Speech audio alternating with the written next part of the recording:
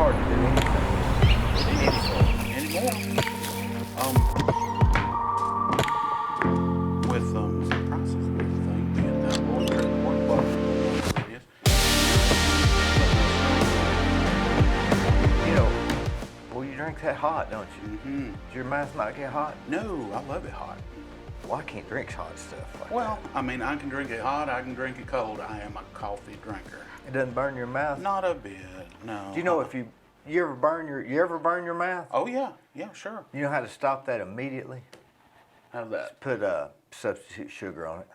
Really? Take it away like that. Well, I got plenty of that because I'm diabetic now, so I have to watch every little bit of sugar that goes in my mouth.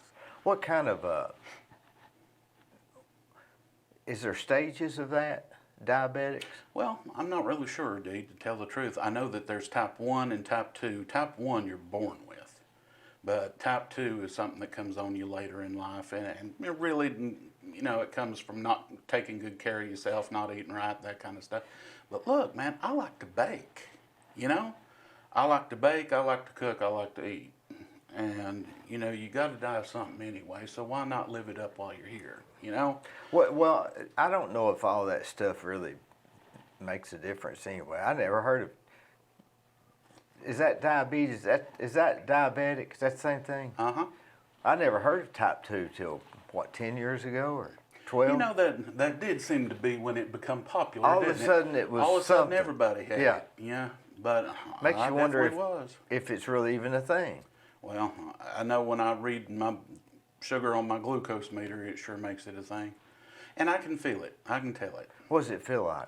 Well, if your sugar's really high, it'll make you feel hot, first of all, even in a cold room. Make your heart beat fast, you know, thumping like you just run a mile or something. Because of sugar? Yeah. It's like drinking Coca-Cola?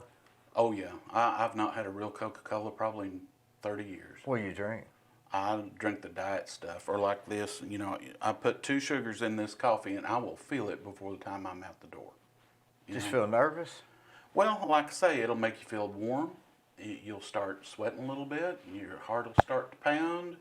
And it can keep you awake at night. And my sugar got a little high last night, and I wound up having some really crazy dreams. And What if you just had regular, this is with, like if you had a Little Debbie send you into orbit? No, I mean, a Little Debbie or a milkshake, you know, it's not a suicide attempt or anything, but I mean, it will drive it up. But I take 2 different kinds of insulin that brings it down. So. Will exercise do away with it? Absolutely. Well, it won't do away with it. It's like, you ever know Alex Romanuk? There's a doctor here in town. I went to him before he retired, and he told me, he said, you can control it and you can make it a lot less than what it is, but he said once that door has been opened, then you can't really ever slam it shut again. And that's kind of been the case when I was going to him. We had a gym in the incubator, and I got to where I was going every day. I mean, like it was religion, Dee. I was there every afternoon. I was there for at least an hour, and probably longer than that. I don't think my wife cared. She just told me to go on. But I got to the point where I was able to get off the insulin. But it was a matter of I had to watch every bite that went in my mouth. I had to show up at that gym every day. And a lot of times me and my trainer that was the tenant there at the incubator, we'd go over to the Greenway. And we might ride bikes for an hour and then come back and go into the gym. You know, so yeah, I mean, you can do a lot to help yourself. Do you feel better when you're doing that? Rather than watching what you eat? Absolutely. Why don't we do it more? That's a good question. I think because we're all busy people, you know it? Don't have time? Waiting on a phone call? Waiting on an email reply? Now, I don't know if maybe you're experiencing this same thing, but one of the things that I find most frustrating is having something that you need to get done and you're waiting on somebody else to provide part A or part B or part C to get it done. And that happens a lot these days. So I don't know why it is, but it seems like I run across that type of person every day. No, All absolutely, day. I do. I mean, it's just a occurrence that you come to take just as a cost of doing business because it happens so often. When you're working for profit and you're working by the hour, you almost can't deal with people like that because they will put you out of business. Yeah. Now, if you're just working for the government, you could wait and get the email next week or. And tell me, I had to tell a tenant that exact thing just the other day. We've got a handyman. He's kind of our head of physical plant. That he tries to go with every vendor that the college takes care of a lot of our maintenance, and certainly things like the sprinkler inspections, fire extinguisher inspections, that kind of stuff. They have to go in these individuals' bay or office in some cases, and it's something that's been a thing because some of these businesses, we have all different kinds. And I can remember at one point we had 3 different massage therapists with 3 different businesses in the building. So some of them only had their one office, and they would have to step outside and wait for somebody to get undressed and get under the sheet before that they'd go back in. Well, I mean, that was a constant threat. Was security going to walk in on somebody? Was maintenance going to walk in on somebody? Because a lot of them, you know, with turnover and stuff, there's always somebody that don't get the memo, right? Always. You know, so that would just take a pass key and go in. So we had to be real careful about that. And David Lloyd, he's the one that does that for us. He would try to go with all these individuals as they went in to do whatever it was that they had to do. And I had to tell one of our tenants the other day. She had mentioned to me that David was not with the person that was coming to perform some kind of maintenance function. And I just had to tell her, hey, you know, we can't pay David to stand around and wait to see if one of these vendors is actually going to show up, because this one vendor in particular was pretty bad to say they were going to be there or not, and you know that type. Oh, yeah. So, you know, you can't do that, not in today's market anyway. I don't think that It's good coffee. it is good. It's Starbucks, I think. I don't think that 30 years ago people were like that. And you know, Certainly not then as they had much. to return a phone call. Didn't even have fax. Well, sure didn't have cell phones I mean, we had to stop at a payphone. or email, you know. Didn't even have email. Uh-huh. Maybe people had to be more dependable then. I guess maybe they did, but I can remember that my wife fired somebody from a payphone one time. See, my wife and I used to own a couple of radio stations, and that's actually how I met her. But yeah, we were waiting on an announcer to show up and take over the air because we were live then, you know, and we had an appointment with our attorney that we had to go to, so. And we wound up having to actually go off the air. Gwen's probably heard this story, but we had to shut the radio station down. We had to go off the air because it was illegal to leave a radio station running with nobody there, you know. And we get in the car and we're on the way down the road, and we hear this announcer on a competitor's station. And my wife whipped that car into, I think it was Annabelle's at the time, found the first payphone she could and called and fired him. But that's the way you did things back then. There wasn't cell phones and Twitter and all this other mess, you know. Well, even with the fax machine then, I remember having nightmares that I didn't have paper in the fax machine. Yeah, I can see that. Somebody might fax it and it didn't come through. My first experience with fax machines, I went to work for a company called Carlisle and Company, and their retail branch was a store called Jewel Box. You might remember those. They were around, I'm going back 30, 35 years, Dee, but they would use, they actually used the whole word, they called it the facsimile machine. Facsimile, yeah. And they'd use it to run credit applications for customers. Yeah. Of course, that's about all we used it for back then. But that was my first introduction to a fax machine back then. And I can remember, I was all maybe 19 years old, thinking what a marvel it was, and the time that we were living in, how much that. And back then it was rolled paper. Remember that? It wasn't sheets of paper. I remember, and that thing would spin round and round just like it was about to kick it out or something. But that's how those worked in those days. But I remember then people, if they said they was going to call you tomorrow, they'd call you tomorrow. Yeah. It really wasn't a tomorrow. It was I'll call you tomorrow after lunch or before lunch. Yep. I wonder if they were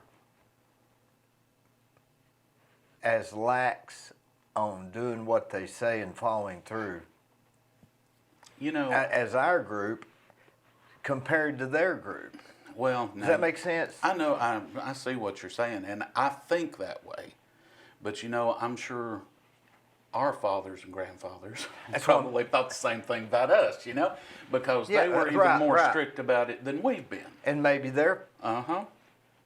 It's entirely possible. I mean, I love, as much as anybody, to fuss about the younger generation, and it makes me wonder how in the world that, like the millennial generation, not trying to put a label on everybody, right, but certainly some of the ones that I've had experience with, makes me wonder if these kids are going to be running the country one of these days, and some of them already are, and it makes you wonder, how do they do that when you can't get them to do anything but, sit on the phone like this? I don't know. Maybe the days of doing business face to face with somebody is going out of style. But I can't. And I do some of these Zoom meetings and stuff, and they're okay on occasion. But I really need to be sitting there talking with you and kind of seeing the way your head tilts and stuff like that before I can. Well, you can read a lot about somebody being their posture, in front of them. everything, versus just sitting on a Zoom thing. Now, I'll say I'm a Zoom fan. I think the timing of having that kind of technology, considering everything that happened, was great. And I mean, a technological wonder for business, sort of like the fax machine was. Yeah. Because I mean, it can eliminate the expense of having to send somebody from Knoxville, traveling. Yeah. I don't have to go to Nashville or to Florida anymore to speak with people from the National Incubation Association and whatnot. So, I mean, it's a great tool, but just like any other tool, you don't use it for everything. I still believe there's value in the face-to-face meeting. And as a matter of fact, our board of directors is going to have our first face-to-face meeting next month in October. I wonder if we didn't have Zoom, if we'd even been able to have a pandemic. Well, it does make you wonder, don't it? But, I've got some family members that passed away of it, so kind of made a believer out of me, I mean, it's just like anything else. I mean, it's happened before, it's going to happen again. It's all in how you treat it. And I don't mean treat it in a medical sense, but it's all how that you look about how you handle it, just like any other problem in your life. You can let it blow up into being something all-consuming, or you can use a little common sense and just get on with it. That's my opinion. Everybody's got one, but that's the way I look at it. But it was great that we had the technology at the time. I can tell you, and this is really not my story to tell, but my wife works from home now, and she works for the state of Tennessee. She's a regional supervisor for vocational rehab, and they were already in the process of pushing everybody home. This was a process that they had already started that was projected to last a couple of years. And what they had planned for to happen over 2 years, the state employees managed to make happen in a couple of days, which I give them credit for that, because they were already moving that way. They were moving that way, and by cracky, how slow government works. Oh, yeah. Well, they managed to make that happen in a couple of days, which I credit to the little guys that work for the state of Tennessee. They made it happen. It takes so long to get anything done now. It really does. I mean, there's so much red tape to have to go through to get anything done. You know, I wait 2 weeks on a building permit nowadays, Really. and they like me. Well, That's I it. hate It's just the process, and they're waiting on departments. I'm sure. Yeah. I mean, there's always some kind of hoop that you got to jump through to make stuff happen. I mean, we had to go through the State Building Commission, Tennessee Board of Regents, the State Fire Marshal's office. I mean, the list of people you've got to please to do anything on a college campus is ridiculous. And we've got it easy because we're technically not part of the college. We actually lease that space from them. How does that work exactly? Well, I don't know if you're familiar with our building or not. You've been over there, I know. Yeah, it's over there where the shooting range was, right? Well, that's one of them. The main building was the one that you came into when we had that pre-planning meeting. On the far left. On the far side, we kind of bookend the campus. Yeah. And it was the old vocational building. It's where they used to do the car body work and welding and that kind of stuff. Well, I mean, there was plenty of days where the bus would roll up in front of that building because that building wasn't built by the college. It was built by the city schools. And that was supposed to be a vocational training for city schools. And on Cleveland State property? On Cleveland State property, yeah. Well, state property, put it that way. But, I mean, Don Guerin, you remember Don. He used to tell me he could sit from his office and look out the window and see the bus pull up and maybe 2 or 3 kids get out. You know, till finally the building just become derelict. It was sitting there empty with nothing going on in it. But for every square foot of space you have on the Cleveland State campus, or at least this is what I was told at the time, you can have so many square feet per head of student. And so when Don proposed putting an incubator there and renting that space from the college, which they let us do for $1 a year, they're great hosts, they worked fabulous with us, but it took 33,000 square feet off their books. And I'm told that that's what allowed the Athens and Von Orr campuses to happen, is because that square foot was took off, so they had more square feet they could use elsewhere. So, I mean, it was a win-win-win for everybody, you know? And we remodeled the building. Now, when you say we, who's the entity? Well, the entity itself is the incubator board. Your brother's the president of it. Is that right? Yeah, he is the president, Dee Burris, and he's absolutely been fabulous. As a matter of fact, he's probably going to get conned into doing it a little longer because that's what happens when you do a good job. People want you to keep at it. So, so who started the incubator board? Or well, Don Guerin was really the champion. He was the one that brought the idea. And see, this all came out of the Small Business Committee at the Chamber of Commerce. I know you remember Bernadette Douglas. She was on that committee. As a matter of fact, she just retired from our board. But Mel Bedwell was in that group. And Don had been to some kind of seminar where that business incubators was being discussed. I mean, back in these days, this was a new thing, you know? And he brought that idea back to that Small Business Committee.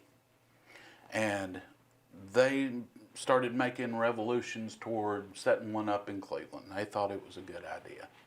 And they had a feasibility study done.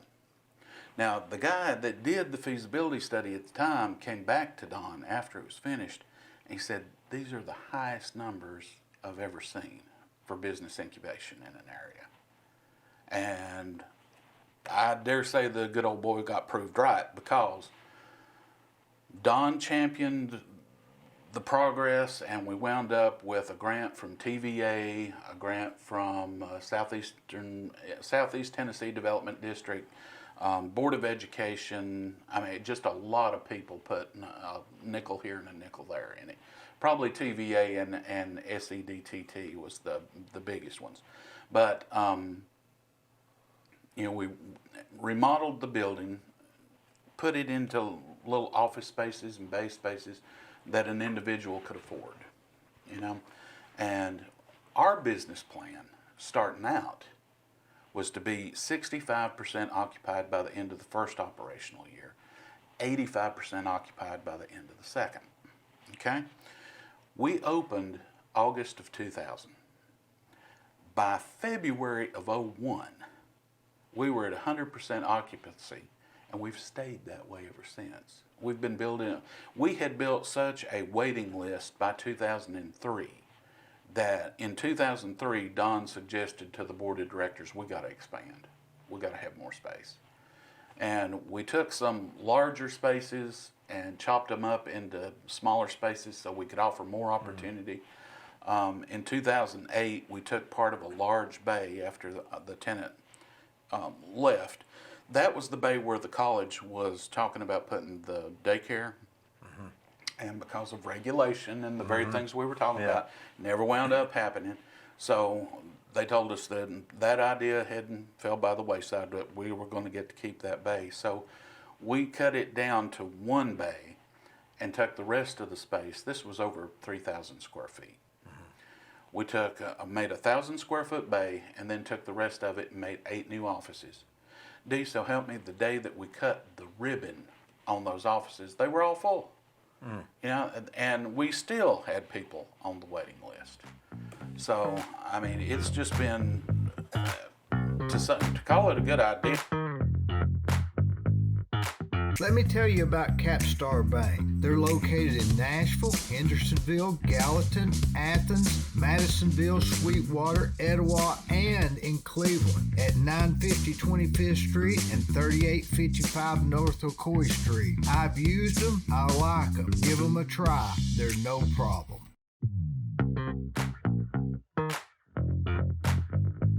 Was this new, or does other towns have incubators? Other towns do now. Chattanooga's got a very nice one. As a matter of fact, there was a time when the one in Chattanooga was the largest one in the country. But it's born out of Chamber of Commerce. They sort of. It doesn't. It can be born out of a lot of places. I mean, it could be a private group. It could be a Chamber of Commerce. It could be a college. But the one here is. But the one here is standalone. We have our own corporation, our own board of directors. We're just a nonprofit company like any other. Trying to help out. County, trying to help out. And knock wood, I think we've done a really good job of running it like a business. I mean, I can hold the incubator up as an example to any of the tenants that come in because we live within our means. You know, and we run the place responsibly. You never hear of y'all asking for money, really. We don't. We don't get money from the state. We don't get money from the city or county. We don't get money from the Fed. You know, the most I can say is, as far as having an ongoing benefactor, is Cleveland State, because they continue to let us rent the space for $1 a year. And to a certain degree, that does help them too, because we're paying for a lot of the maintenance on the building. And power bills, ongoing expenses, stuff like that. We pay for all that. So that takes that expense off their back. Which I don't know if you know, but we've got a new president at Cleveland State right now. Have you met her yet? No, I heard somebody was new. They say she's really good. Oh man, she is wonderful. I'm feeling very confident about Cleveland State's future under her leadership. Dr. Ty Stone, she's great. Yeah, if you haven't met her, you need to. Dr. Ty Stone. Dr. What's Ty she a doctor Stone. of? I'm presuming education. Education. Yeah. But I know she is retired Air Force. She was an air traffic controller for the Air Force. She probably had that place sorted out before close of business the first day. But I think she's going to be really good. I'm excited about the future in front of us with her there. Who's your atypical, what do you call them, tenants? I tend to call them clients, but they are tenants. I mean, residents, you know, for like a better way to put it. Residents may be the... Yeah. So give me your atypical resident. An atypical or a typical one? Because we've got some atypical ones.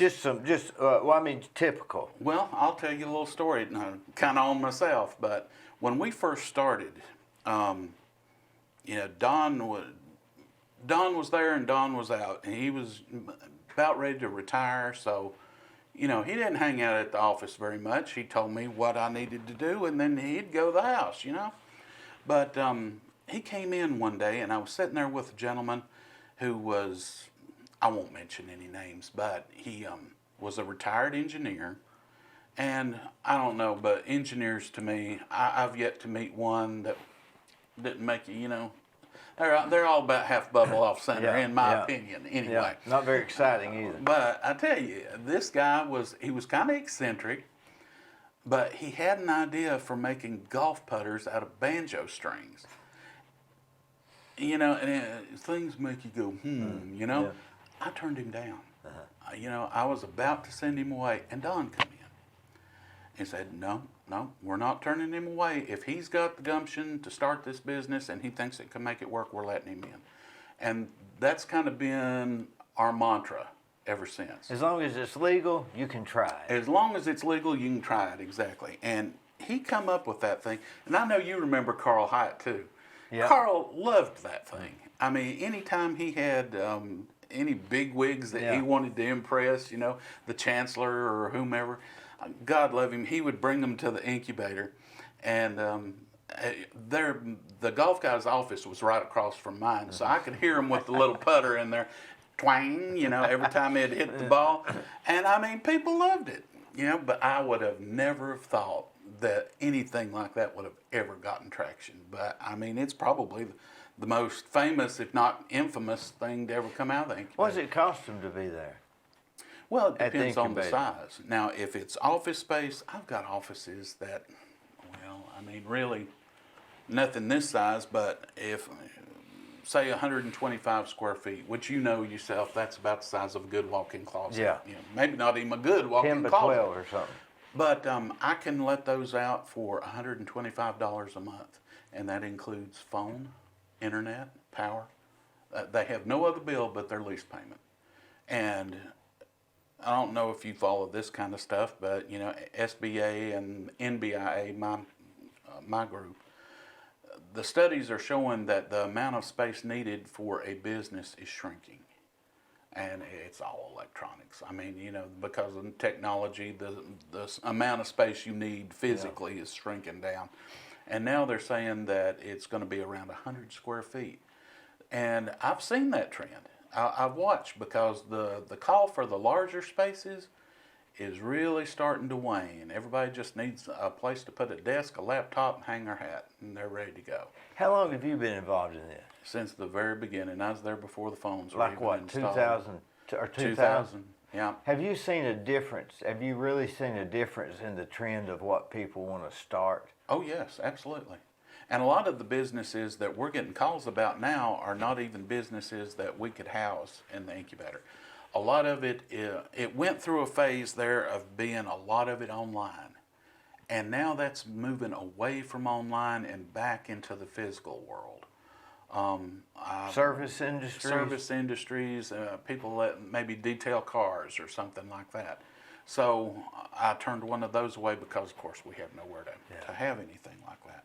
But it does shift. And I'll tell you something else where it shifts is maybe for a year or so, year and a half, everybody wants office space. And then it'll switch and everybody wants space. I might have an office sitting here empty, ready to go, but they want a bay. And I've even seen business owners rent one of those offices so that they'll have first lick at a bay when it come open. Once you're in the incubator, residents get first lick at anything that comes open. So because they got to be able to grow. If we're going to stifle them, then we might as well put them out. But we give them first lick. So I've seen people that have rented an office and not even moved into it, just rented the space. And a lot of times they'll let me sublet it while that they're waiting on one to come open. Jessica Carasquillo is on our board of directors right Where now. have I heard that name? She is the Social Security advocate. You probably saw her on the billboards and all over. She was there at that point in time when when she first come to me. I didn't have a thing to offer her. And Rick Platts. He was the director of the Small Business Development Center at the time. And he brought her to me and he said, Hurley, this lady's got a really great idea. I said, is there anything you can do for her? And I thought, well, I don't know. This was the week between Christmas and New Year's that she came to see me.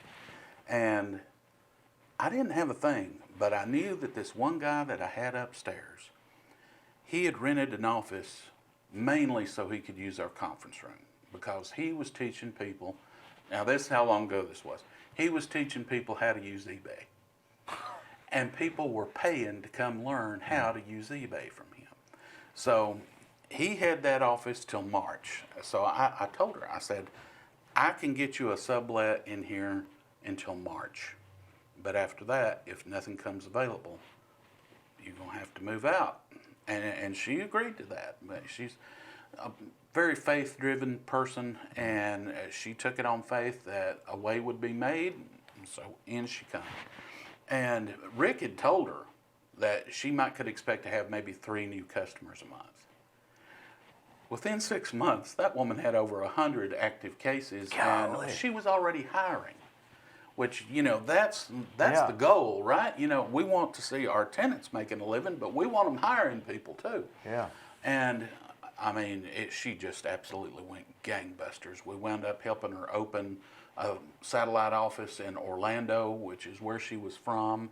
And then before she sold it, I swear I think she was national before she sold it, because she started taking advantage of the electronics and being able to do that kind of stuff.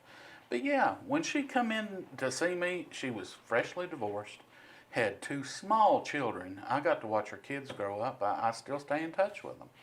But yeah, she had, when it started her business, she had a brand new credit card, $1,500 limit on it, Dee. And she whipped that out. She was so proud of that card. Still had the sticker on it, Yeah. This is what I'm starting my new business with. And I'm like, okay, gotcha, And I figured at the time that was another one that I would have probably turned away if I didn't have Don in the back of my head saying, you let her do it, And she became a success, one of the most successful. We've had more than just a few people get rich over there, although that's not a lot of their goals. A lot of them are just guys like you and me that are trying to make a living, make a little better life for their family. Not all of them have the intention of going over there and I'm going to strike it rich and I'm going to be the next Bill Gates and yada, They yada, just yada. want a place to have a small business and not have to have people come to their house and meet them or something. Exactly. Is all it is. If you are running a business out of your home, and then I don't care how old that business is, you qualify to be in the incubator.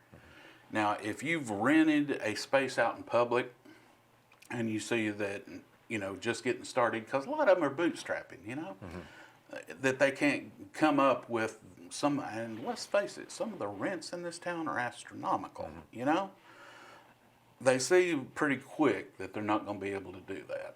So then they can come back to us as long as they're not more than a year old. After a year old, then... So you can't come in there, go out on your own, run up a bunch of debt, and run back. No. That's No.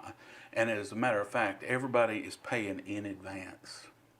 So us being a charity, we don't browbeat over the rent, but you start getting behind, it's hard to get caught up. So what I try to do is not only go in and see, hey, we got to have some rent, but how can I help you get that customer base up to where you can pay the rent?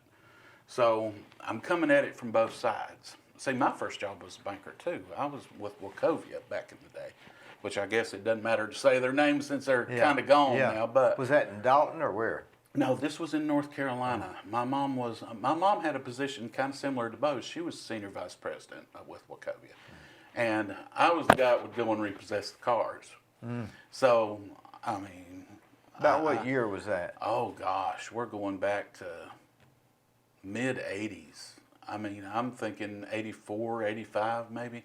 Because they used to fly me all over the place to pick up a car or drive it back. Did you ever get into any tussles? Oh, dude, I had a preacher one time absolutely cussed me for everything I was worth. I had the key to the church van. I repossessed the church van, but I had the key to it already. So I just went out there to get it. He'd already been notified. And anytime I'd go into a town, I'd always notify local law enforcement, or the bank would have notified them before I even got there. So I'd just go collect the vehicle. Well, I went out and I fired that church van up. And here I go down the road. That little preacher come out of that house, absolutely raising hell at me, calling me every name in the book and picking up rocks and throwing. But I mean, that was just one of the things you had to kind of expect. Why they notify the law enforcement? Because you're not stealing. I guess. Yeah, because I mean, he could have very easily called the law and, hey, somebody just stole the church van, and then you can imagine Now, what that would have looked like. If you're running a small operation, you probably wouldn't call the police and say you're coming. You just go get the car, right? Oh yeah, I guess. Yeah. I mean, if the only time that you'd give them any warning would be if it was a situation where that they were okay with you coming to get it, because a lot of times for some of those people it was the better choice to give me back the car. You know, they're like, here, God, take it and the payment with you. And, so. But are you originally from North Carolina? Yeah. You ever hear of Drexel Heritage Furniture? I think I've heard of Drexel Furniture. Yeah, but not Drexel Heritage. Well, Drexel Heritage was the name of one of the companies there. They all of them: Henry Don, Broyhill. Drexel Heritage. That's where people go to get the Big Ben furniture and stuff like that. Oh yeah, that little town Drexel is where I'm from. That's where I was born. Where is it next to? It is the county seat's Morganton, which it's Burt County. Morganton. But all that stuff. Isn't there a Morganton, Georgia too? Yeah, and a Morgantown, I know, Virginia, but there may be a Morganton, Virginia too, if I'm not mistaken. How long does it take you to get from here to Morganton? Depends on how much you obey the speed limit, but 2 hours. I can get you there in 5 hours. My wife can get you there in 3.5. So it's a long ways off. Yeah, it's a good little trip. It's a good little trip. But Harlan Rice, Gwen knows Harlan, plays with Harlan. Yeah. He that is my wife's brother, and he often told us about how great a place that Cleveland was to live, and we would come down here and stay with him and visit and carry on, and you could see there was. I tell people this a lot of times. Western North Carolina is a beautiful place, lots of scenery, lots to do and whatnot, but I like the people here. I wouldn't move back. Because you're way that's 5.5 hours away from north. That's nearly into South Carolina, I guess, right? Well, nah, it's a little more north than that. I mean, I still call it the mountains. These old mountains are my home. Well, Tennessee and North Carolina were one state at one time, right? Yeah. Well, we used to say North Carolina. We just give Tennessee the part we didn't want. But yeah, I guess it would have been called the Piedmont. Was where the Drexel was. Oh. How did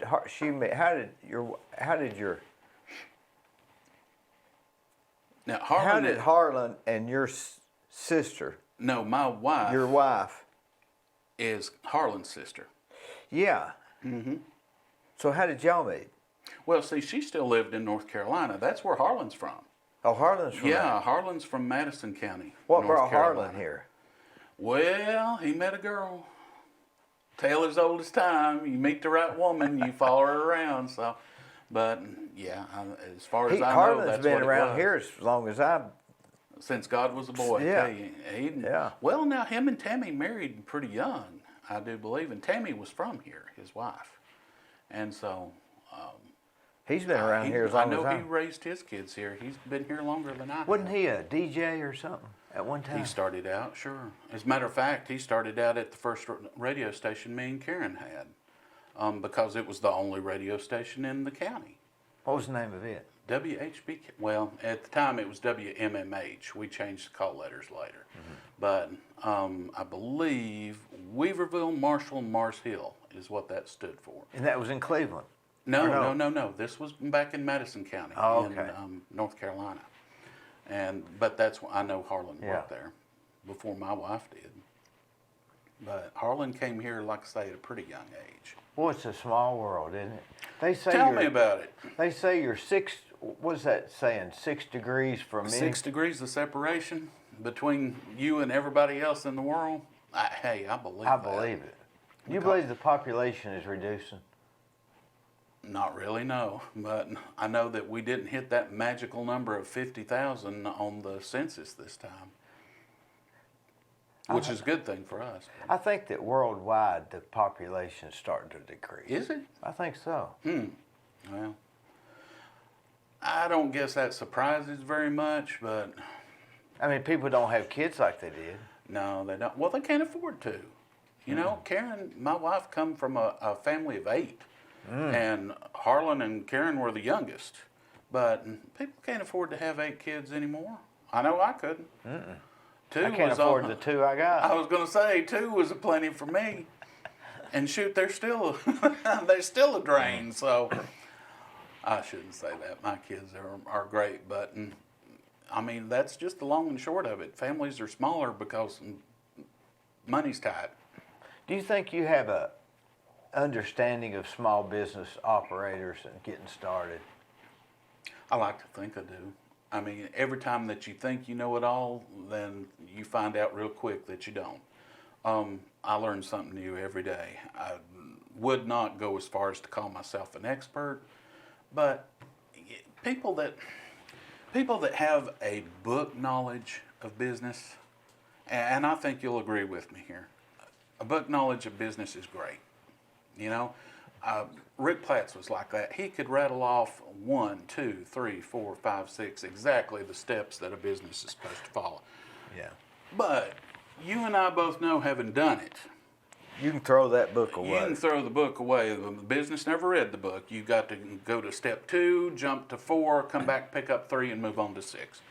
And unless you've actually been there and done it, there's no way you can know that. You know? I wonder if business is harder now than it used to be. I think it with is. taxes and.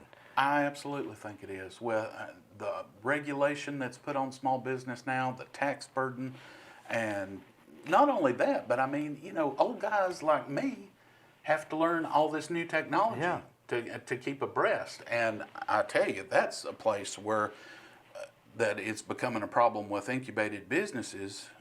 Maybe in general, maybe just me, I don't know.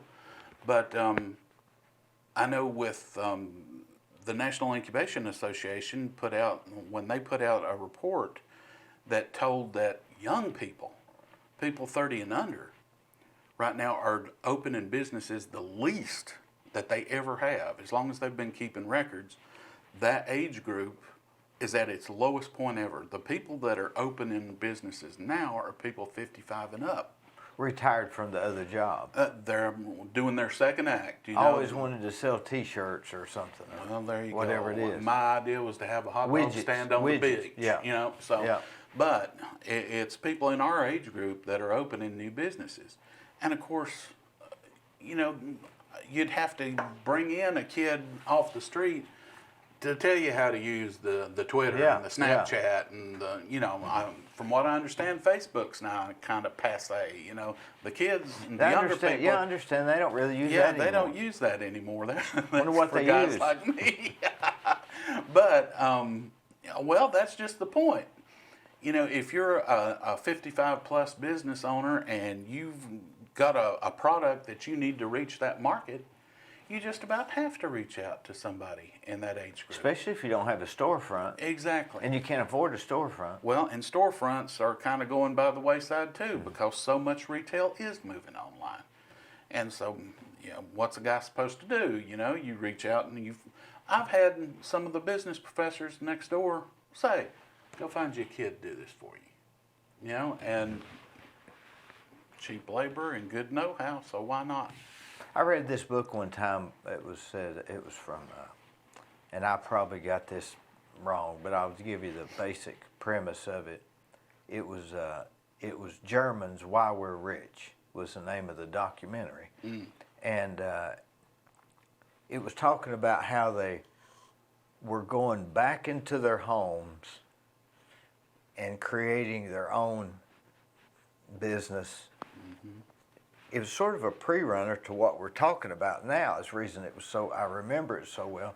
They were having employees, 1 or 2, it were down to like 5 employees or 3, and the lunchroom was the kitchen, and they would have a small manufacturing plant. They would ship everything. It was all about shipping, whatever it was you were doing. Yeah. So you take out the building, like the fire marshal and all these regulations on having a building. Mm-hmm. Because what you do for these people that are coming into the incubator, all you're doing is taking out the brick and mortar responsibility from them. Yeah. And you're just charging them a... Well, and some of the technology expense too. We've got a phone system in there that we've got $40,000 in. You know, there's no small business going to be able to afford something like that. No, they just have a cell phone with call waiting at best. Exactly. And you know, probably when this phone system wears out, Yeah. we'll probably go out of the phone business because cellular phones have become, at the time that we put in our last system, cell phones were still at a place where that if you called a business and you could tell it was to a cell phone number, that was fly by night. I mean, you didn't want to do business. Yeah, you was a little leery. You was a little leery about that. You wanted somebody with a landline in an established business. But that stigma seems to be going away. I get to where when I get ready to call somebody, if it's a 4-7 number, I don't even call because that's their business, and I try to call their cell. Yeah. So it's flipped, hasn't it? It really has. And see, that's one of the things you were talking about earlier, where stuff has come full circle. And of course, the cell phone companies, I can say because my son works for T-Mobile, that you know they are doing their best to become the go-to for small business. Mm-hmm. Well, small or big business, you know, and they're having plenty of success at it too. I don't know what the next thing is on all that. Do you? Oh God, it hurts my brain to even think about where it's going to go. How from often here. does UPS come to the incubator? Hey, that's one of my. I bet they're. I was going to say that's one of the little measures that I use. Yeah. To see what the economy's doing right now. Now you can look at the news and you can, listen to whoever you want to as far as economic numbers and whatnot. But when I've got FedEx and UPS coming into the building every day and sometimes twice a day, I know things are good. When did I see days go by that neither one of them has shown up? That's when you look out. And normally, we're in a enviable position of being, if we have a little, you remember how that the economy kind of dipped after 9/11, okay? That's what I call a little dip. I mean, to a lot of people it was serious, but, to me it was kind of a bump in the road. We'll get business off that. Some of the people that unfortunately were laid off from a job or a business, that's the time they think, well, now's the time for me to start that business that I wanted to start. And so we'll see an uptick in calls coming in of people interested in space and wanting to get something on the road during times like that. Now, back in 08 and 09, everybody was hurting so bad that it even hurt us because we lost a few businesses during that and didn't have a phone ringing at the time because stuff was just so bad. But we clearly very quickly bounced back. So. Did y'all have to make adjustments during then? Not really. Our bad debt and slow pay is ridiculously small. Do you have to do a regular eviction like you would for an apartment, or do you just talk to them? I don't normally say, have man, to. You got to leave. You're not going to make it. You're the you're one never or two. Here. Yeah, the one or two that I've had to do that with have fortunately respected me enough that I just went and said, hey, we've carried you as long as we can. I'm going to make up a repayment plan that you can afford, but we need the space back. And normally that's where it ends. I've never had to formally evict anybody. It's not like you're throwing them out of their house. No, it's not. And they're most not got of them, the business anyway, probably at that point. At that point, they don't. And I mean, they're usually very reasonable about it. They can see the writing on the wall as good as I can, because we hang on to them as long as we possibly can to give them that opportunity to turn something around. And I've always been and here again, something that I've learned from Don Guerin. I learned a lot from that old man. He, when somebody would get behind, it was so hard for them to get caught up, even though they may have turned their business around. He would make a repayment plan that they could pay in addition to their rent. like pay their rent and $50 a month extra until they got caught up. Yeah. Because we're supposed to be there to help small business, not be a pain in the ass. And so that's why we try to help them stay just as long as they can. We want to give them the benefit of every minute that they can have in that incubator before they have to go out and face the cruel world. You mentioned a minute ago National Association of Incubators. Is that a thing? Yeah, it's international now. It's the International Business Incubation Association. And not every incubator is part of it, but a lot of them are. I'm a NBIA certified director. Seems like that would be a big benefit to see what they're doing around the world and other places. First of all, us incubator directors, we're a small group. And there's precious few of us left that actually remember how to build one. So, yeah, it's a big boon to see how somebody else in some other place is doing it. Is there a lot of members? Yeah, there is. Like thousands? Well, I mean, you got to think there's only a few thousand incubators in the world, so the directors that go to it, the members are probably in the, well, there may be over 1,000, I would suppose. That's quite a few. It's quite a bit, yeah. And like I say, it's international. But, I mean, I had a mentor. His name is Mark Long. God love him. He's another gentleman that I learned a great deal from. He was president of NBIA, and he was giving classes down there at the time that I was studying to be a certified director. And we just hit up a friendship, and there was so many little things, little nuanced things that he taught me that really made my job a lot easier. And he brought back stuff that I brought to the board and said, hey, my buddy down in Florida tells me that this is a possibility. We need to go ahead and be proactive and get ahead of it. Because we had, all right, for example, we had nothing in writing for what would happen if a tenant died while in office. Yeah. And Mark had told me this horror story about a tenant that he had that passed away, that he wound up having to eat a year's worth of rent while that person's will was in probate. And see, it's just those little things like that something silly that he told me once. He said, when you go to buy chairs like these for your conference room, make sure they're purple or bright orange, or make sure they're just ugly as sin. And I'm like, why? That way, if you see one out in the rest of the building, you know it's yours, And who would steal a purple chair? Yeah, well, I mean, you'd be surprised. But we had Carl Hyatt, God love him, he was one of our biggest cheerleaders. I thought the world of him. And he donated to us a conference room table and a bunch of bright blue, electric blue chairs, which, they were Cougar blue. Yeah, They were Cleveland State's color. But, I mean, they were hideously ugly, anywhere but his conference room. They really weren't appropriate, Yeah. But we used those things we still got some of them. We used them for years. But you'd be surprised how many people had come in and roll one of them ugly things down to their office and use it until they could do better.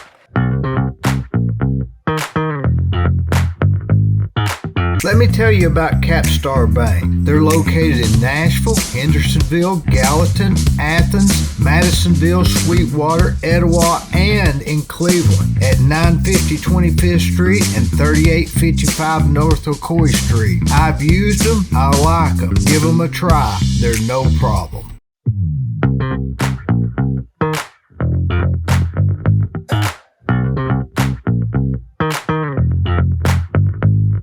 Hello, I'm Dee Burris, and most of you know me as a general contractor. In October of 2020, I started a podcast that I call The Discussion with Dee Burris. Each week, I have conversations with interesting, informative, and fascinating people from Cleveland and Bradley County and the surrounding areas. You can watch the discussion at dburris.com on YouTube and Facebook, where we would ask you to please subscribe, it's free, for updates and notifications of new shows. It's no problem.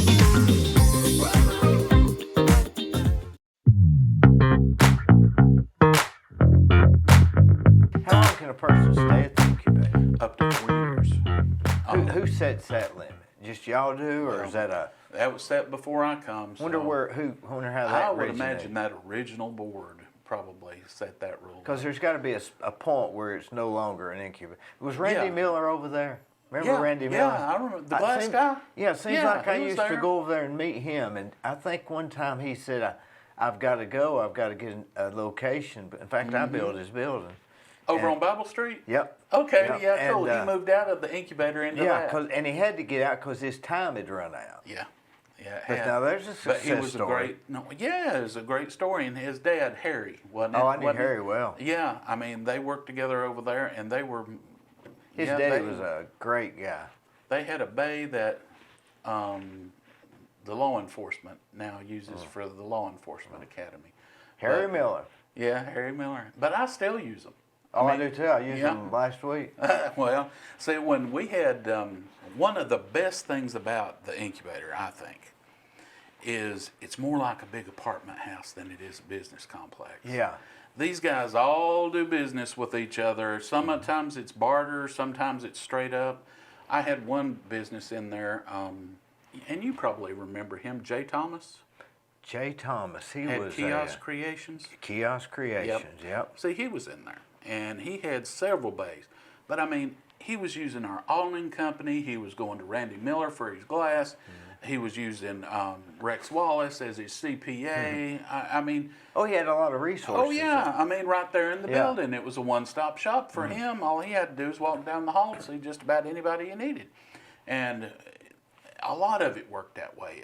Real. Well, they call it symbiotic, you know. That was There's a real word. There's a relationship word for it. But the networking, Symbiotic, was- maybe. yeah, the networking is just fabulous. Do you have and that group looks out for each other too. Let me tell you. Now we can talk about each other. Well, we're all like an old married couple. Don't let somebody from outside talk about us, because that's when it's on, you know. Do they have a snack room in there? Seems like. We were going to, and when the college took back the space where the law enforcement academy is now, that's where that was going to be. So right now we just kind of use my outer office. I've got a microwave and some kitchen appliances out Is there there. a vending machine there? Yeah, we've got a vending machine company. It's supposed to be healthy things, but we had to modify ours a little bit. So, That reminds me of that show, King of Queens. Remember when he was wanting to be in charge of something, so they let him be in charge of the vending machine, and he told him to take all the health food out. I remember that. I remember that. But you know, his company, it specializes in vending machines with healthy products in it, like you know, those protein drinks that a lot of guys will drink when they're working out.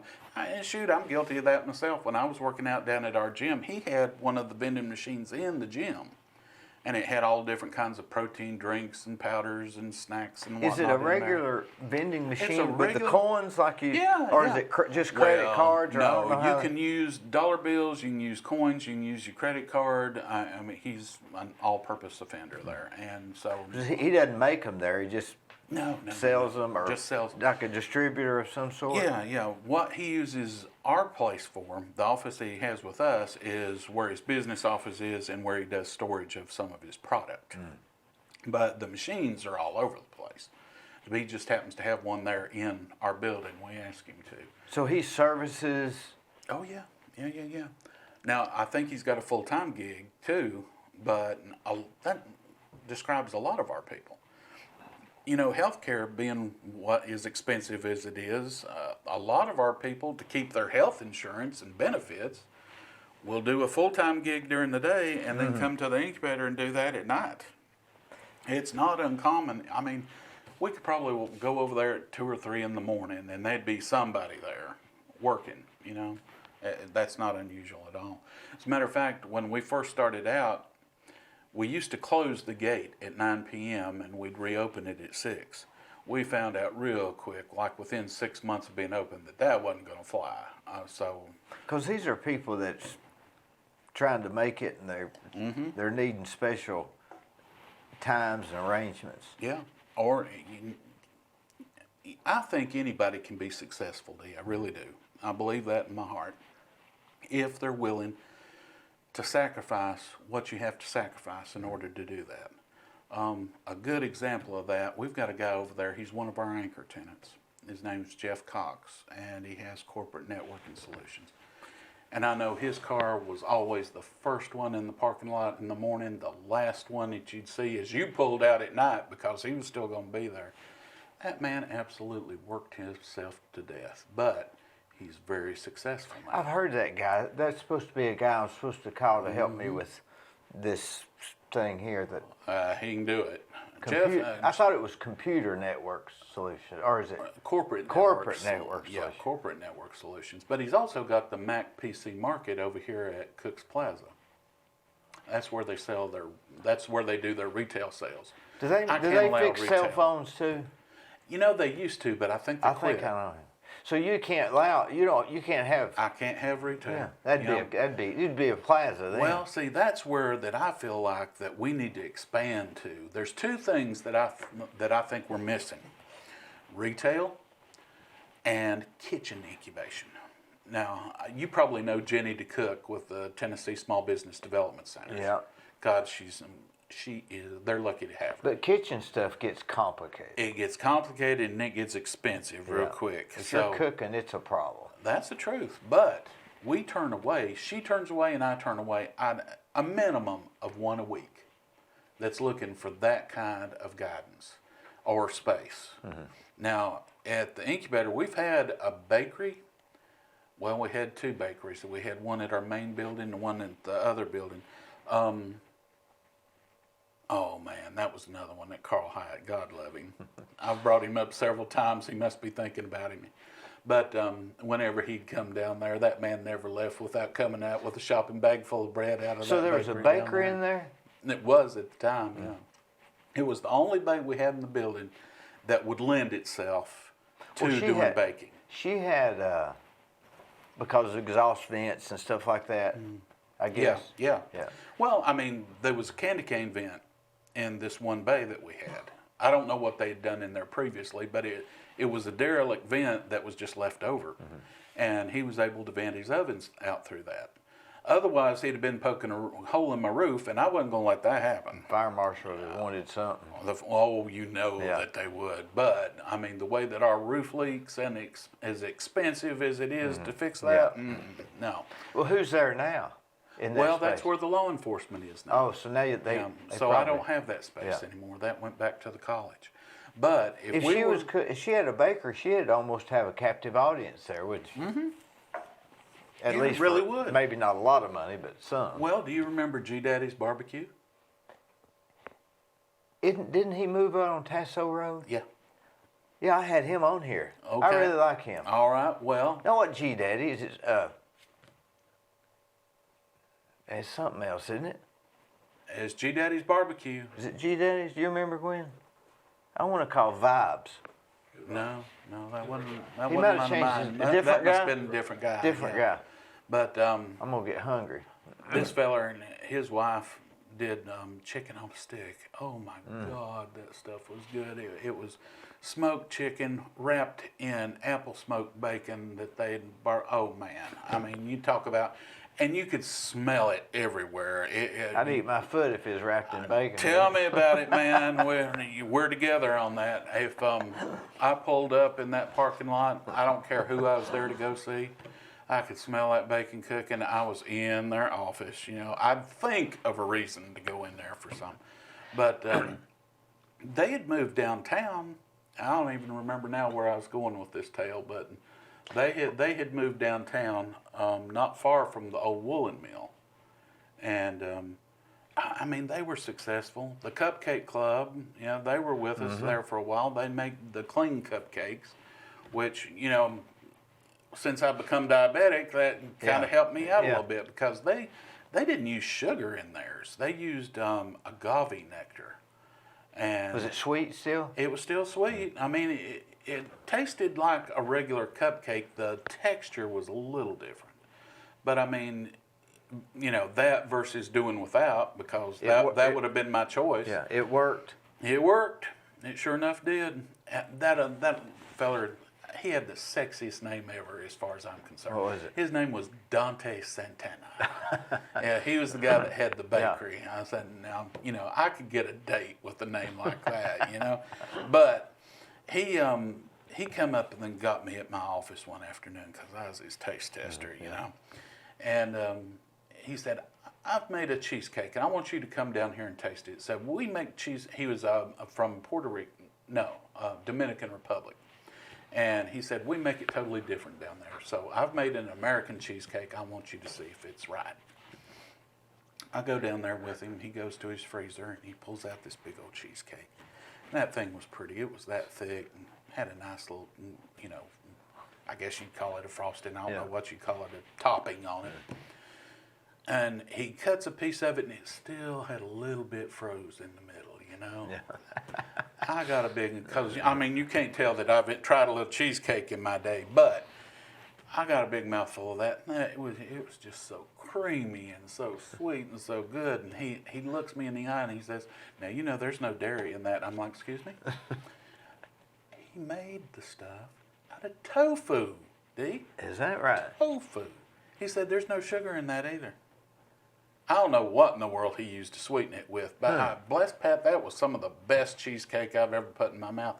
And when we would have our little get-togethers, the incubator has its networking opportunities, is what it is. We disguise it as parties, but it's a networking opportunity.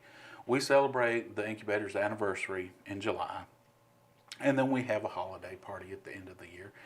Invite all the tenants to come, all the board members come, and they get to meet and greet and talk amongst themselves, because 9 times out of 10, if Dee Burris needs X resource for this, well, it may not be somebody in the incubator, but I guarantee you one of them knows somebody, So it may be a party, but a lot of business goes on at these parties, and we have a chance to kind of celebrate the ones that have expanded or done really well and welcome the new people. You ever have alumni come back? Oh, yeah, all the time. Shoot, we'll have alumni come back and give classes to the current residents. That's a good idea. Yeah. Do you try to not sponsor, but do you set that up? Yeah, of course. So they're not just getting a place and a phone and utilities. They're getting a support group? It's a lot more than that. It sure is. The support group's built in. It's there among the residents right there. Because I can remember one time that Jeff Cox's brother, Steve, has worked for him since the very beginning. And I can remember a time where Jessica Carasquillo, now here again, I'm going back a few years, but I know these guys don't mind me talking about it. But she called me. She was absolutely in panic.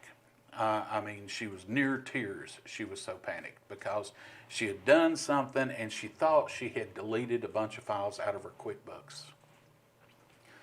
I come up there and there's Jessica and her next door neighbor, Holly Swan. They were standing in the corner. Holly had her arms around her because she was about to lose it. There's Steve just clacking away on her computer trying to get those files back. And here, this is the scene I walk in on, right? Yeah. But, really, I wasn't needed, because what needed to happen was already being taken care of. Only the reason she needed me up there is just for a little confidence boost, because I was the one that had tried to teach her how to use QuickBooks. And we wound up after that starting to have some QuickBooks classes in the conference room. And those were sorely needed. It's little things like that. 95% of the businesses that come into that incubator, and I'd go as far as to say I bet any other incubator too, they know their product or their service inside and out. It's the business part that they don't have a clue. They're scared to death of taxes. They're scared to death of computer applications. They know, they don't know how many hoops and what the hoops are that they have to payroll jump through. taxes, payroll tax, workman's comp, a business license from the city or county. What is it? Where do you go get it? What's it going to cost me? That kind of stuff. They have no clue on that stuff. No, they don't. But the Giz widget that they make, they could take one apart and put it back together blindfolded. So that's where we try to bridge the gap. What about no retail? Can you see one day as the incubator has a place for retail Well, like if a I have plaza anything to of do with sort it. or some sort? Yes, sir. I'd love to have one downtown somewhere. You know, when we built the Innovation Center on the far side of the campus, there again, Carl Hyatt told us at the time we were looking for a place to put it. He said, you know, we've got that area down there that was the firing range. It's never going to be used for a firing range again. Put her there. And we did. The college actually let us build the building. And the minute it was done, it became a gift in place to the college as a donation. And then they, in turn, you know, leased it back to us for $1 a year. Like I say, Cleveland State historically has been a fabulous host to us. As a matter of fact, just this past Thursday, I toured half the business department from the college through the building to get to know the current residents and to talk about ways that we can work together. The George R. Johnson Foundation has been kind enough to give the college some money to put together an entrepreneurship and innovation center that, from what I'm given to understand right now, is going to be housed out of the Small Business Development Center. So that will be an added resource. Cleveland State's very quickly becoming a one-stop shop for entrepreneurs. And I think that that's really going to blossom under Dr. Stone. They seem to have really expanded their.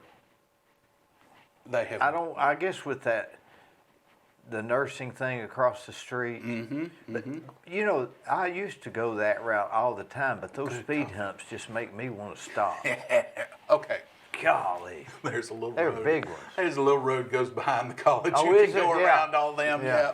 I know what you mean. When I have to go, see, I bookend the campus. I've got one on each end, Yeah. so I go on the little road. And they got behind that security guard parked there, so you think you're not supposed to speed, but I figured out he's not the police. So I was going to say, well, you know, actually, Cleveland State's police department is a police department now. do they have they haven't stopped me for running across those things yet. Well, I doubt that they would. I mean, Do you eat they've lunch? got bigger fish to fry than that, Dee, but really, really quality Now, are they officer supposed Jennifer Bledsoe's over there heading that up now. are they supposed to widen Atkinson Drive? Have you heard that? That's what I've heard, but then I've heard that for a decade now. I mean, I'll believe it when I see it. What I'm hearing is that they're going to put a roundabout right in front of the admin building of the college where Norman Chapel comes into. That would be a Atkinson. good place. Yeah, it'd be the logical Yeah. place. If they put one there and they're going to widen the road, I know that they're talking about in the much nearer future, putting sidewalks, which would be a great thing because Yeah. a lot of people walk up and down that road and they're in the road. Somebody's going to get hit before it's over. It needs to be just a little bit wider, doesn't it? Yeah, it really does. Well, especially now with those apartments down on that end, and you know how Paul Huff's booming. I mean, it's going to eventually spill over. Yeah, the apartments on. Now the apartments between there and the college are not that great, right? A little rough. They say there's a group of homeless people lives behind that church. Have you heard that? I've not heard that. On the now. hill I mean, it next to wouldn't Interstate. surprise me, but I haven't heard it. You see many homeless people walking through the campus? I guess not. I can't say so, no. But then our little area over there is fenced in, so they wouldn't be able to get into that area anyway. But Do you ever eat lunch at the high school or the college? used to see our tenant ran the Cougar Cafe. Oh, You probably know her, Dee Johnston. yeah. Okay, well, she had Tasteful Gatherings and the Cougar Cafe. And she actually just graduated out. June the 30th was her last Her day. 4 years was up. Or? Her 4 years was up, and she gave up her contract at the college, too. The college is now going to depend on food trucks to provide food for the students and the faculty. So they've got a little area set up back there behind the student center What if where it's the raining? trucks come. I don't know, man. I don't know what their answer is to that, but the prevailing knowledge is that there just wasn't enough traffic there I guess not. to keep up the cafe. Yeah. And I know that Dee give up her contract there, but she bought her own building And so she's concentrating now more on the catering side and renting equipment like tables, chairs, tents, that kind of stuff. So she, event rental was one of the businesses that she opened with us. She was kind of our lead tenant at the Innovation Center. Loved her to death, a real businesswoman, and somebody that she fought and clawed for everything that she's got. You know, she asked for advice, she took the advice, and she made it work. Tough lady. Seems like the biggest problem you would have would be petitioning of rooms as it changed. Right? Those walls might as well have zippers, Dee. I mean, we finally learned the lesson at the Innovation Center. That's the new building we built. We went ahead and built headers into the walls and just covered them with sheetrock. When I need to let a business expand and let them spill out of one bay into the next, all it's a matter of is just taking a box cutter and cutting the sheetrock out. The header and the opening is already there. But we learned that lesson because at the main building, we'd had to cut doorways and just knock out blocks probably, or who knows, right? never did knock out blocks. Well, fortunately, we had enough sheetrock built into the spaces after our major remodel that we had places that we could do that. Now, some of those walkways are skinny, but when we redid that bay to create more office space, there again, we put adjoining doors between some of those offices to make them like hotel used to have adjoining rooms where you could open the doors up in between. So if somebody needs both spaces, fine, we just put a doorknob in it and they're good to go. If we need it for two separate tenants, we put a double cylinder deadbolt in it, and there again, we're good to go. And these people are probably generally pretty flexible, right? Yeah. More so than because they're, I mean, they're innovative type people anyway. They're innovative type people, but they know that they're somewhere where they're not going to be able to get the kind of support and help. And I mean, the reduced rent to me is the least of it. You know, if you really shop around and you're not real picky about what kind of space you have, you could probably find something maybe in the neighborhood, close, or certainly affordable. You know, but they know that they're not going to get somebody like me who's going to negotiate that internet contract or negotiate those phone services or whatever other inner office thing that they need, you know. And when I can call somebody and say, I represent 40 small businesses that are everyone going to need your service at some point in time, they're going to remember the people, and I bet you do too, from the people that helped you get started back in the day. You remember those people. And you know, if you're just starting your own business and you say, well, you're one person, but if you join that group, then you're almost a powerful force in a sense. Well, it gives you a great deal of buying power and negotiating power, put it that way. That's 40 businesses. 40 businesses. That may be 80 employees, or 80 total people. Actually, our main building employs about 100 people. 100 people come to work there every day. Or they may not come in, but they're employed by the company that does. And then down at the Innovation Center, probably another 20, 25. So you're saying 125 people, roughly, are employed? Well, they may not be making a living, but they're certainly part-time employed. Yes, sir. That's quite significant. Yes, it is. You know, if you heard if a company was coming to Cleveland and going to employ 125 employees, they'd roll out the red carpet, wouldn't they? I tell you what, I consider us a bargain. You know, the city and the county were kind enough to give us $50,000 total when we first did the incubator building. And I mean, it wasn't long, it was before Don retired, that Tom Rowland and Gary Davis came over to the incubator with a plaque for us creating over 250 jobs in the community. And these days now that number's over 700 jobs that we've created in the community. Now what was it when that they kept Whirlpool from leaving? That saved like 600 jobs Yeah, or something? I was thinking about I had 600 in my mind. Okay, so, we've created over 700 jobs in this community. Now, granted, it's been over 23 years, but that's still 700 jobs. Plus the buildings that the businesses have left and gone on to be profitable. Well, one of the greatest statistics that I have found with our people, just our little incubator, 94%, it's 94 and a decimal point, 94% of the businesses that we graduate out stay right here in Bradley County. Now I can just about count on my hands which ones have left the county. And usually it's because they needed to be closer to a certain vendor. Like we had one that moved to Florence, Alabama, because that's where that they were getting the wire. They built wire harnesses for alarm systems. They needed to be closer to that vendor because the connectors and wiring, that's where they got it. So they wound up in Florence. I had one that was a realtor that wound up moving to California to be close to elderly parents that she needed to take care of. So, like I say, it's few enough and far enough between that I can remember those certain instances where that somebody has taken their business away from Bradley County. And, before COVID kind of kicked everything in the head, but I know the last numbers that we looked at before COVID, 84% of the businesses that we graduated were still in business, Dee. Now, you go to a lot of incubators, they'll use the same metrics as SBA, and 80% of new businesses fail and only 20% make it in that first year. And I think they look at 1 year and at 5 years.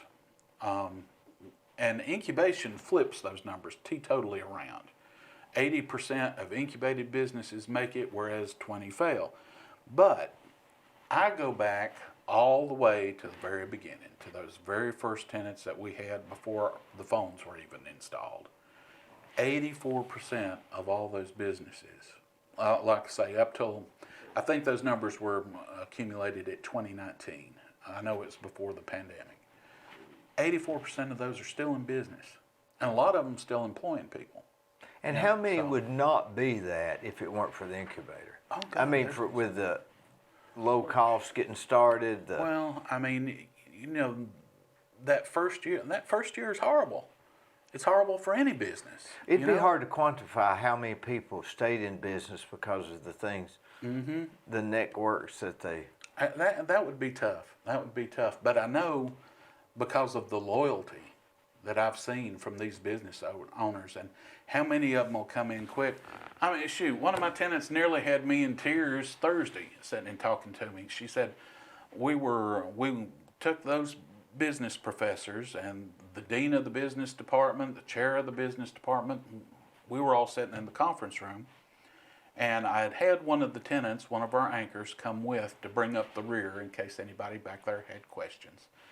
Because, going down our hallways, you wouldn't be able to yell back and forth between them. Yeah. But we wound everything up and we talked over some really good ideas. It was a very positive meeting.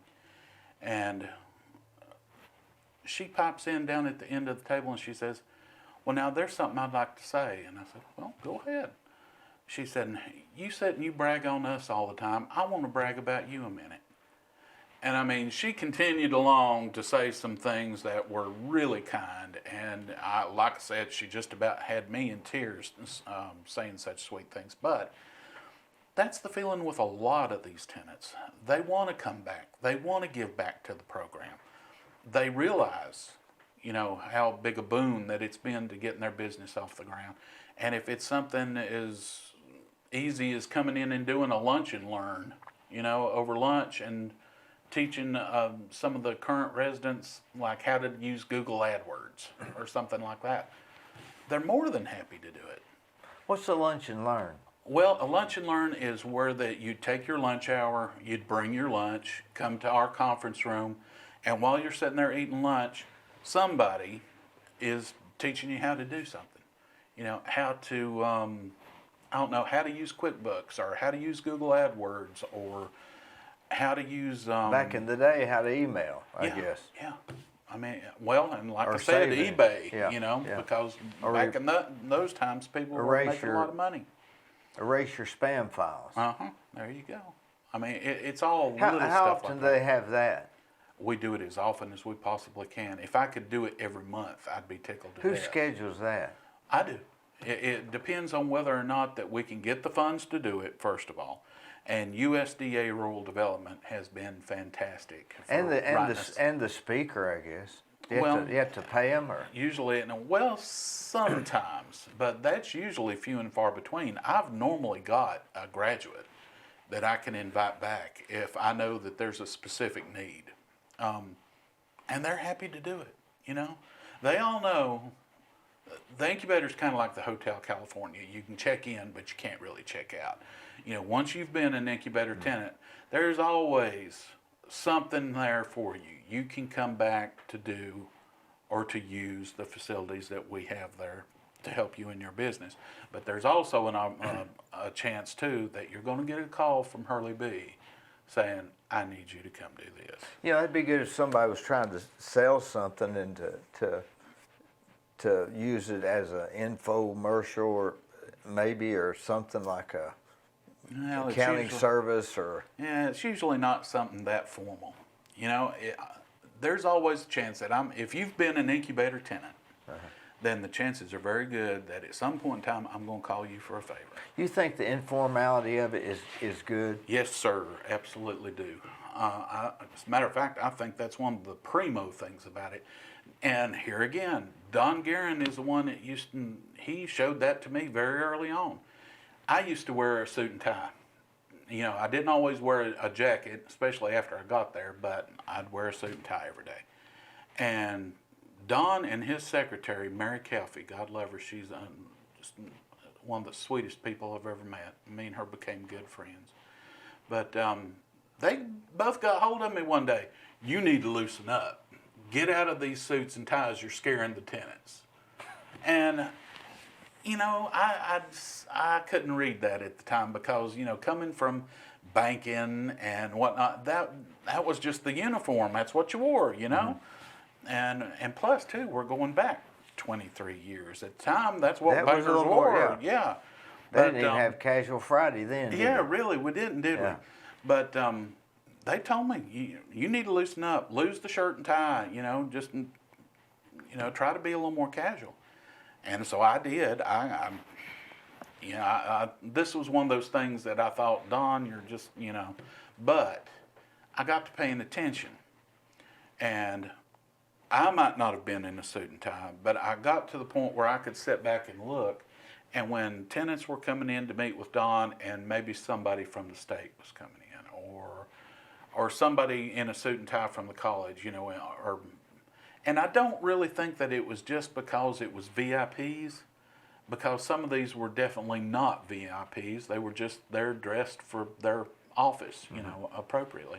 But yeah, you could see tenants kind of tense up when somebody in a suit walked in the door. And so I didn't understand it at first, but I kind of grew to understand it as time went on, that sometimes a more casual, more laid back atmosphere is really better. Yeah.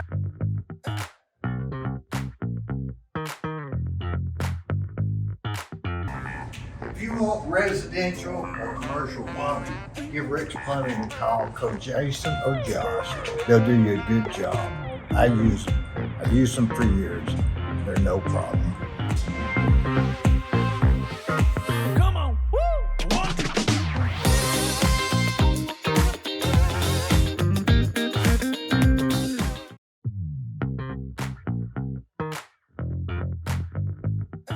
I guess that's something else that's changed with the times. It is. Remember how they used to dress up to go to on an airplane? Now they Oh, wear shoot. sweatpants. I can remember the first time that I was on an airplane, and I was just a kid at the time, but I can remember my mother buying a special outfit for me and her both to wear on the airplane, you know. So, yeah, it was a big deal. But then, too, working at the bank, if I'd ever showed up without a coat and tie on, I'd have been sent home, you know. Do you remember going to church and having to take your good shoes off? Oh, yeah. Yeah. We used to, when I was going to church with my mom, What denomination were you? we in? were Methodist. Methodist. Yes, I was raised Methodist, and we had the quintessential little country church It was in a town called Dysersville, and that's where that my grandparents on my mother's side lived. And I mean, this was the kind of church that my grandpa, I can remember him in an old flannel shirt and a pair of overalls, coming out of the field, getting in the car on Wednesday night, going out to the church, and that's what he wore to church on Wednesday night. But I can remember we'd always go to their house after we'd go to church. On Sundays? On Sundays. On Sunday morning, we'd go to church, and then we'd go out to my grandma and grandpa's house. And the first thing you did is go get out your church clothes. Yeah. And I always had some clothes there, Yeah. so the church clothes Yeah. and shoes went up. And then we would sit, and you ever played Rook? Oh, yeah. Card game?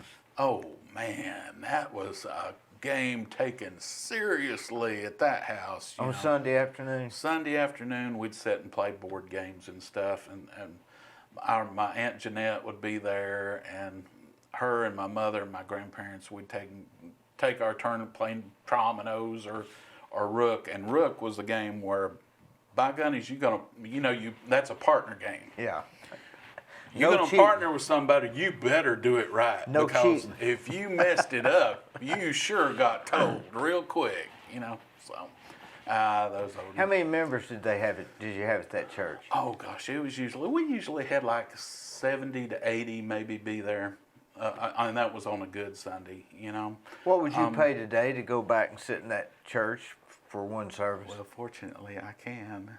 Is it still there? Yeah, the church is still there. My letter's still there, so I mean, I could very easily go back. What do you mean letter?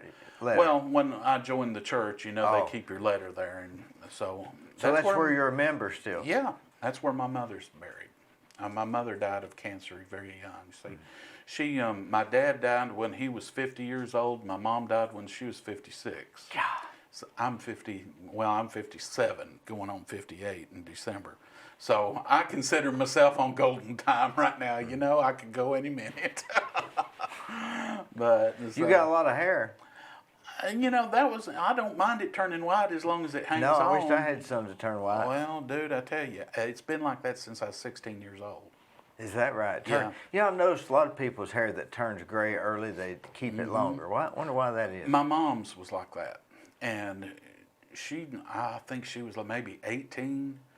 She dyed her hair all her life. I mean, So her hair went gray early? Oh yeah. I took that from her.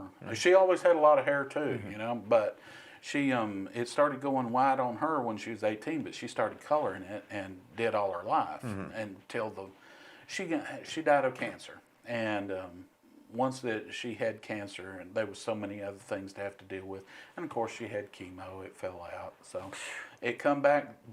Though the prettiest shade of white, I thought she had the prettiest hair.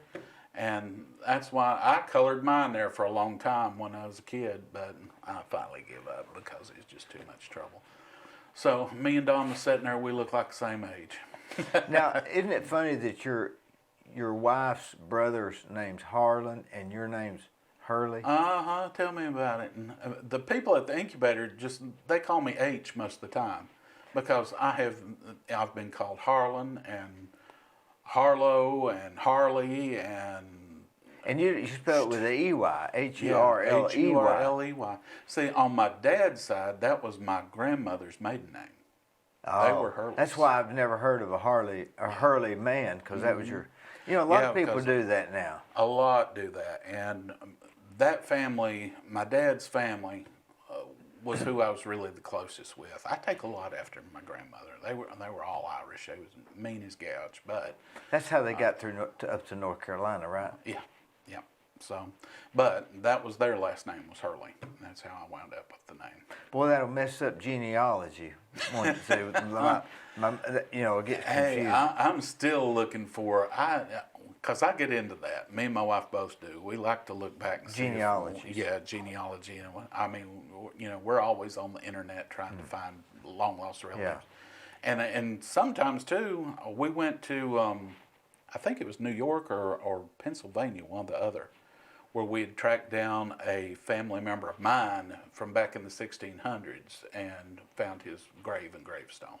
And my wife, she traced some of her family to a little town in Colorado. and it's close to where the cliff dwellings are. Oh yeah, I've always Yeah. wanted to go there. Oh man, it's one of those things that don't disappoint when you see it in person. Go. Have they ever figured out where those people came from? Or were they Indians or what? Yeah, I know they were Indians, but where in the world did they come from? And I don't know when they ever left. There's not much history on that, is there? No, but it seems like they all disappeared at one time. That was Yeah. the odd thing Yeah. about it, is they were there and then they were gone. So Boy, it's a neat place. it is. It really is. You saw it in person? Oh yeah. That's what I'm saying. It's one of those things that, and few things really, that when you see it in person, it doesn't disappoint. You know, it's kind of like Mount Rushmore. You know, you see it in pictures and whatnot, but when you're actually there with it in your face, it does not disappoint. Some things are not what they seem when you see them. Some things are not quite Yeah, you as think, great I when wish you're I had actually to seen there. that. Yeah. So, sometimes the pictures are better, but these things ain't one of them that we're talking about. Now, back to an incubator being a retail place, Oh. all you'd need is like a four places, 4 storefronts with. Yeah. And they would fill up very quickly. I mean, it probably wouldn't be long before we'd need more space to Would you entertain fill them more. up in 6 months? I'd fill them up in 6 days. I ain't kidding. If everybody in the incubator right now left, I could have it full again by next week. Yeah. That's how big the demand is. Let me tell you, I don't care what happens in the rest of this country, the entrepreneurial spirit right here in Bradley County, you can't beat it with a stick. You're talking firsthand. You're on the front lines. Yeah. I mean, I'm telling you, I don't care how bad the economy gets in the rest of the country or what else is going on, you know, what's happening in the world of politics or what have you. Here in Bradley County, people want to be their own boss. They want to work. They want to turn out quality product. That part's not going to go away. I don't care what the other metrics are, you know. And that point's been bared out every year that I've been at the incubator. I figured when I first took this job, because when I first took it, I didn't know what a business incubator was. A lot of people didn't.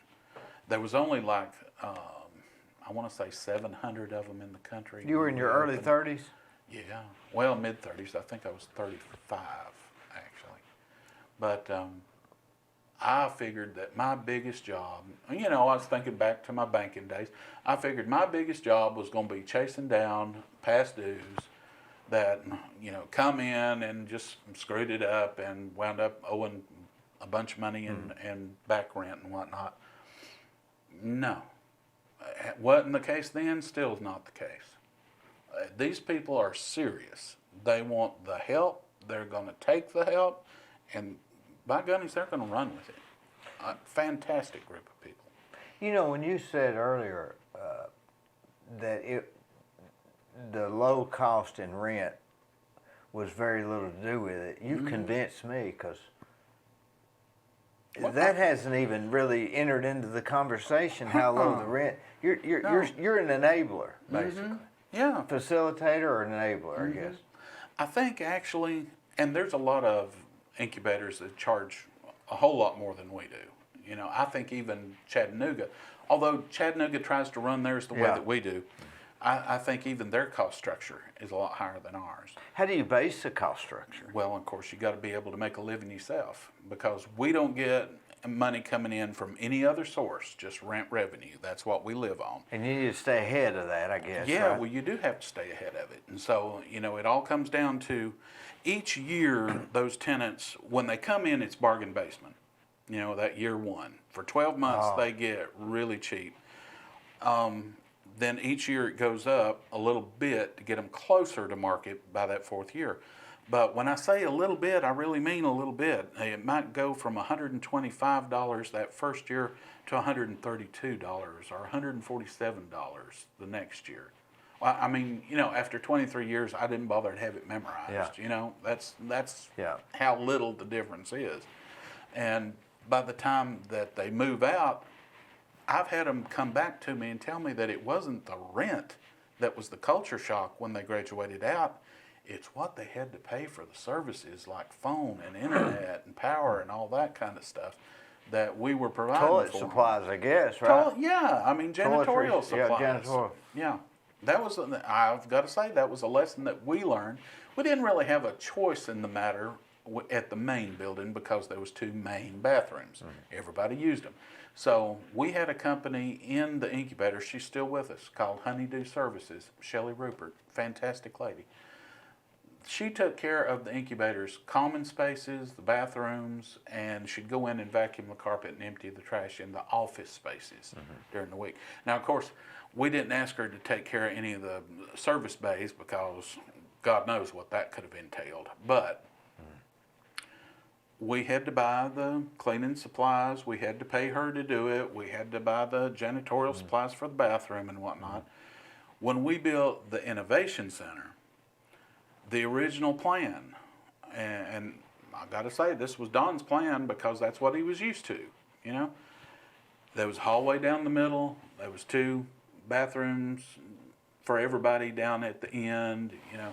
And it was going to mean that we had to put in a floor. We had to put in a ceiling. We had to finish the walls. There had to be fireproof interior doors coming out of the suites. And then those bathrooms. And it was eating up square footage like crazy. And so after Don retired, I proposed to the board, let's take away the common space. Put a bathroom in each bay. So we wound up with 8 bathrooms. They're all clustered together, as I'm sure you would know, Yeah. right there in the corner. But then they're paying for their own cleaning. They're paying for their own janitorial supplies. They're not using 5 paper towels now. Exactly. And we get the rental income off the space that they're occupying. Yeah. So, I mean, not only did it save us about $20,000 on the construction, but in the long run, it generated more income that way. So, you know, if we were to build another outfit and another satellite office or something somewhere, that's how we'd do it. Now see, Good News Magazine, are they still over there? Aren't No, they just graduated out. Is that right? Yeah. That's right, I remember A few months that. ago. Now they bought a building They somewhere. bought a big building too, Yeah. and I think actually he is starting to rent some space that they're not using out of that building. Seems like maybe I heard that, yeah. I can't think of that guy's name. Matthew Ruttman. Yeah, yeah, Matthew. I forgot his name. Yeah, he did stories and advertising for a lot of our tenants Yeah. while he was there. You know, that was that's an odd business because the magazines, you're thinking that, you know, who does magazines anymore, but Well, a lot of what he does, I mean, of course, you know, the magazine itself is free. You know, it's not like he's out He's just having to selling sell ads magazines. as a vehicle, He's selling the ad space. Yeah. So, but of course, just like anything else, I'm sure that he's going to start to transition online before it's all over with. he'd have to probably. And if I'm not mistaken, isn't Good News a franchise? You know, I'm not sure. I believe I think it is. it Maybe, is. I maybe believe it's it a is. small fee of some sort. or Yeah, something. I think it's regional. So I'm sure as a group, they're probably going to start.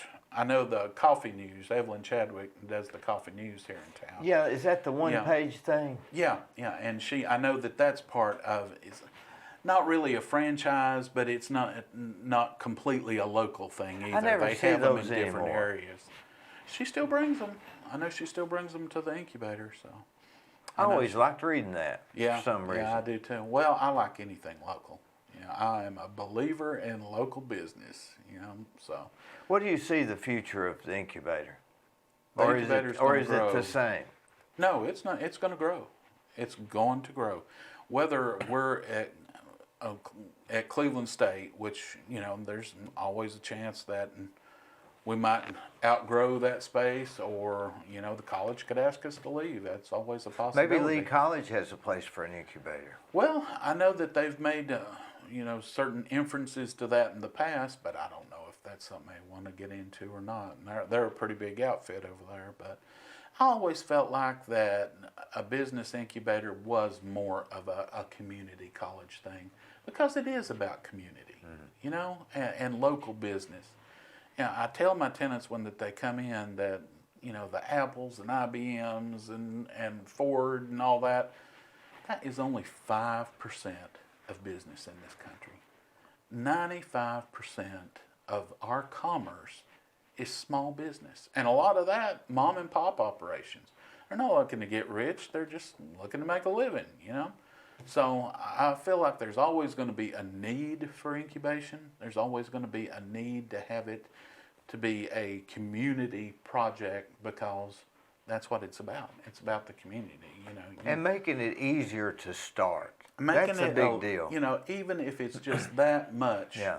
giving them a little leg up, you know, because we've got big business. Shoot, what was the name of it? EHD Technologies was a company that come out. And their office was right next door to mine, and they were on Inc. magazine. You ever look at Inc. magazine? Mm-hmm. Okay, they do that list of the 500 fastest growing small companies in the country. Well, EHD was, I think, 352 on that list. Boy, that's something. Yeah, $20 million. Yeah. And that was right next door to me in an office not as big as this conference room. If you'd only known.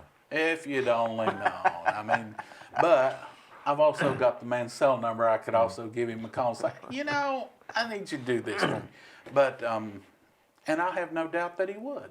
You know, that's the kind of loyalty that our graduates have. Does this parallel anything in history that's similar to this? You know, they say there's nothing new under the sun. I mean, I'm talking about before incubators. What was it? Or was there such... There had to have been something that was similar. Well, I mean, it's a lot in the way that stuff used to be passed down through the family. You know, a dad would teach his son a trade, you know, or leave a business to a son, or nowadays leave it to a daughter just as quick as they would a son. Did the YMCA used to do that years ago? Oh, gosh, I used to know they used... Remember Barney Fife would stay at the YMCA? Yeah, I remember that, yeah. Well, I like old Andy. Andy Griffith, I thought, was a good way to manage a town. And, Boy, it was. you know, if you're a sheriff, Yeah. then that's what you're doing is managing a town. So I'd like to see more like him around, wouldn't you? Boy, I sure would. There's a lot of them around. But you could do a lot worse than having Andy Griffith for a mentor. Boy, you sure because, could. I mean, he kind of had to And there's a handle lot of on stuff. people around that are... There's a lot of Andy Griffiths around. I hope so. And I hope there continues to be, because the one thing that is sorely lacking from a lot of things these days is just a little bit of common sense, you know, and keeping things down to earth rather than it being, people are so litigious these days, you know, and they want to sue over this, that, and the other thing for every little perceived slight that happens. And that just ain't the way to keep things going. But I feel like what maybe, do I know? You know? I feel like maybe you're the Andy Griffith type. Well, I'd like to think of myself as being, but I can tell you, I'm not. I do have a degree. I've got a graduate's degree in gemology. I'm a graduate gemologist, and I've got a business degree. But I'm certainly no expert on nothing. I just Gemologist? Yeah. It was something that I did back when Mom and Dad was paying for college. Yeah. But it makes for great lounge conversation sometimes. You know, when you can look at the gal sitting next to you and say, do you know blue diamonds conduct electricity? You know, that gets you in the door kind of quick. But it's been a long time since I've had to do that. Gemologist. Do they still have graduates for that? Yeah. Gemologist? Yeah, sure. You know, that's sort of a dying thing, isn't it? I don't know. I mean, there's always going to be a market. It's not like it was back in the 80s, you know, during the heyday when, you know, everybody was wanting to have, you know, a big flashy piece of jewelry. It's a thing that's lost its luster. There you go. Okay, that's a good way to put it. Think you something, don't you? But, yeah, it's not like it was back then. But I was in it for the science of it anyway. You know, that was the part that appealed to me. Once that I got out and working in the industry, I realized it was all about retail. Did you ever watch Lost in Space? Oh, yeah. You know, Jim, that's the main character of the daddy. That's what he was, a gemologist. Oh, really? Yeah. Now, I didn't remember that. I remember old June Lockhart. She was in that. June Lockhart, yeah. There's a name you ain't heard in a while, ain't it? But, yeah, that was one of my favorite shows back in the day. I'm still kind of an What was so 80s. good about that? It was just, You didn't we really, were kids, Dee, and you it was didn't have kind of to- out there. sort of a show you didn't have to pay a lot of attention Didn't have to to. think about it too Yeah. much. Yeah, I still like shows. And they have a character on there that everybody can relate to, Mm-hmm. Even if it's the robot. even if it's the robot. You got it. Thank you, buddy. Hey, thank you, man. was I've really enjoyed good. it. It's I been fun. enjoyed that.